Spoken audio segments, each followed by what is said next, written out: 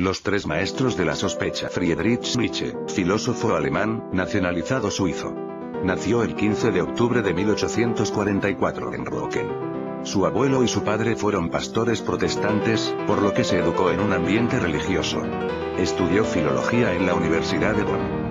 En la guerra franco-prusiana contrajo difteria y disentería, enfermedades que le arruinaron la salud de por vida. Rompió su amistad con Richard Wagner, una persona que marcó su desarrollo, debido a su explotación de motivos artísticos cristianos cada vez más acentuada, junto con su chauvinismo y antisemitismo, excederían lo que Nietzsche podría soportar. El 25 de agosto de 1900, Nietzsche murió después de contraer neumonía. La crítica a la cultura occidental. Estaba convencido que los valores tradicionales representaban una moralidad esclava, una moralidad creada por personas débiles y resentidas que fomentaban comportamientos como la sumisión y el conformismo porque los valores implícitos en tales conductas servían a sus intereses. Se trata de la incapacidad de asumir uno su propio destino. Cuando al hombre le invade un sentimiento de poder y teme quedar avasallado por él, mediante un mecanismo de defensa patológico, lo atribuye a otro ser más poderoso que es Dios. La transmutación de los valores tradicionales. El nihilismo. Hay que liberar al hombre de todos los valores falsos, devolviéndole el derecho a la vida y a la existencia. Para ello, el primer paso debe consistir en una transmutación de todos los valores de nuestra cultura tradicional, nihilismo, es decir, que se desvaloricen los más altos valores tradicionales. El superhombre. El hombre para convertirse en superhombre ha de expulsar de su interior a Dios. No como una divinización del hombre, sino como una sustitución de Dios por el superhombre, de tal forma que éste se convierta en un ser con plenitud de poder y de dominio sobre sí y sobre los demás, sin tener que adaptarse a las tradiciones. Pero esta transformación requiere, según Nietzsche, de una voluntad de dominio, de agresión y de sentimientos hacia lo ajeno, la voluntad de poder. Sigmund Freud fue un médico neurólogo austríaco de origen judío, padre del psicoanálisis y una de las mayores figuras intelectuales del siglo XX. Su interés científico inicial como investigador se centró en el campo de la neurología, derivando progresivamente sus investigaciones hacia la vertiente psicológica de las afecciones mentales, de la que daría cuenta en su práctica privada. Estudió en París con el neurólogo francés Jean-Martin Charcot las aplicaciones de la hipnosis en el tratamiento de la histeria. De vuelta en Viena y en colaboración con Joseph Breuer desarrolló el método catártico. Paulatinamente, reemplazó tanto la sugestión hipnótica como el método catártico por la asociación libre y la interpretación de los sueños. Sigmund Freud nació el 6 de mayo de 1856 en Freiberg, Moravia, actualmente, Pivor, República Checa, en el seno de una familia judía. Aunque el nombre que figura en su certificado de nacimiento es Sigismund, su padre añadió un segundo nombre, de origen hebreo, Shlomo o Shelomo, versiones de Salomón, en una inscripción manuscrita en la Biblia de familia. En 1881 se graduó como médico. Freud trabajó bajo la dirección de Theodor Meinert en el Hospital General de Viena entre los años 1883 y 1885.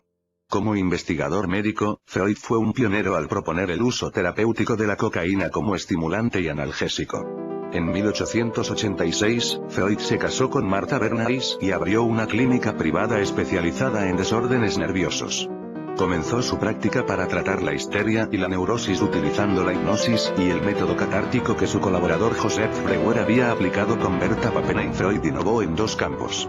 Desarrolló simultáneamente por un lado, una teoría de la mente y de la conducta humana, y por otro, una técnica terapéutica para ayudar a personas con afecciones psíquicas. Algunos de sus seguidores afirman estar influidos por uno, pero no por otro campo. Probablemente, la contribución más significativa que Freud ha hecho al pensamiento moderno es la de intentar darle al concepto de lo inconsciente, que tomó de Eduard von Hartmann, Schopenhauer y Nietzsche, un estatus científico, no compartido por varias ramas de la ciencia y la psicología.